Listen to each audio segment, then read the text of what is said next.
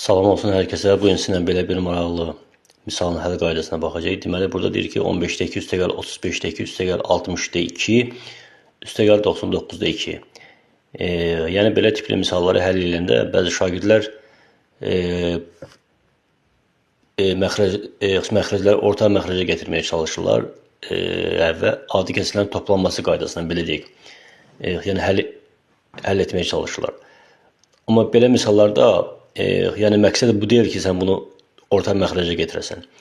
Yəni belə bir misal, belə tipli misallarda yəni çox vaxt müəyyən bir hiylə olur ki, sən bu hiyləni görməlisən.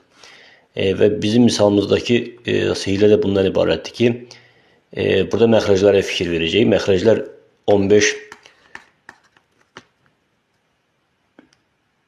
3 vurulsun 5 şəklindədir. İkinci kəsirimiz deməli 5 vurulsun 7 şəklindədir. Üçüncü kəsirimiz 7 vurulsun 9 şəklindədir. Deməli dördüncü kəsirimiz də 9 vurulsun 11 şəklindədir.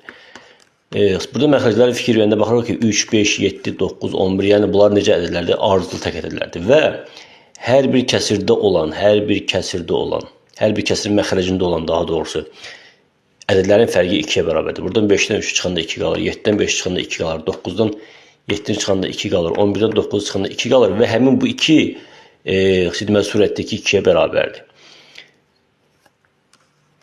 Yəni buradakı yəni belə yazılışın yəni məqsədi nə deməkdir? Yəni burada sən 3-də 1-dən 5-də 1 çıxsan, 3-dən 5-in 5-in orta məxrəci deməli 15-dir. 15-i 3-ə böləndə 5, 5-i 1-ə böləndə 5, 15-i 5-ə böləndə 3, 1-ə böləndə 3. 15-də 2. Yəni növbəti kəsirdə belə yazsan, məsələn 35-də 2-ni sən 5 vurulsun 7-də 2 kimi yazsan,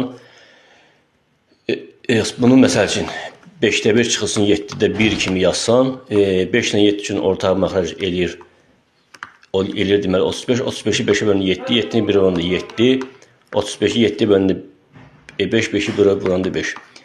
Bu deyilir 2 bölünsün 35. Yəni burada bütün kəsirlər yəni bu qaydada yazsaq, yəni eyni cavabları, eyni kəsirləri, yəni şərtli verilən kəsirləri biz alarıq. İndi buranı təmizləyək.